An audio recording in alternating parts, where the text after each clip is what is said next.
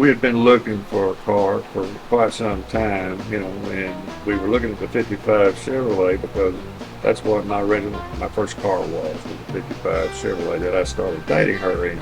We'd gone to car shows and looked at cars quite a bit, and we went to the Cruisers Car Show because this car was one that they featured on their T-shirt, and lo and behold, it had a for sale sign in the window. So when she saw it, she said, "That's the car we want."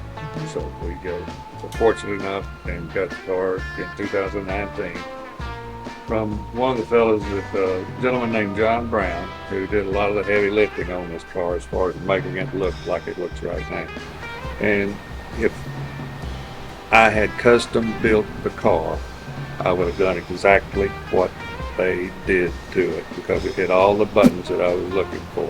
The color was right. Everything about it was top notch. They did a top quality job on it, and I was just tickled to death to be able to have it. It was a total frame off rebuild, meaning it went all the way down to the frame. Frame was powder coated. The body's undercoated. There's sound and thermal insulation in the body of the car. Total paint job, propane glass, new windows, new trim, new stainless steel. It has 17-inch American racing wheels, 8 inches wide on the back, 7 inches wide on the front. You want a little bit wider track, a little more traction on your drive wheels. Originally, the car came with a 265 V8. In 1955, that was one of the years when Chevy really went from a 6-cylinder engine to an 8-cylinder engine on their main production cars. They had done it once before in like 1919, but they discontinued it. And the small block V8 started up with the 55 Chevy. This is a 327. It's got a mild cam in it, Edelbrock intake, ceramic coated headers, stainless steel pipes brand, PYPES brand exhaust system throughout, aluminum radiator, a lot of chrome goodies, dual brake cylinder with a booster for the front disc brakes on this car, 2-inch drop aluminum or 2-inch drop spindles. It's got a 55 Corvette grill. This is not the stock grill on the car.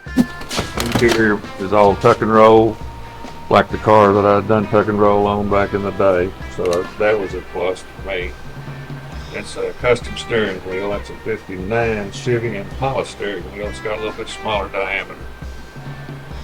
Well, it's pretty romantic. We loved the little car, but we were having a baby and needed expenses. some money, and we sold it. And he regretted it all of our lives. That's the one thing he regretted selling. So when we found it to rekindle that, it was really special. A lot of the guys my age like to talk about their first car. I guess everybody remembers their first car. And a lot of girls too, and ladies too, remember their first car. And it's just kind of a step back in time. You think about the memories that you had when you were younger and the times you had, the fun you had. Well, I always liked cars and motorbikes, motorcycles and everything. And we had done more motorcycling than anything else. And it's getting to the age where we need to slow down on the motorcycles and go to the cars. The cars are a little more comfortable, and one advantage to them is I don't have to prop it up when I get off of it, okay? So age, availability, and things like this is what got us back in.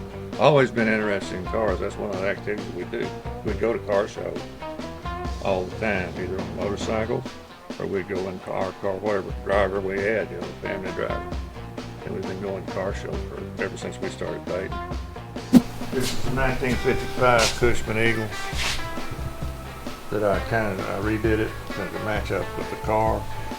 So basically I'm back where I started. I got the Cushman, the car, and the girl.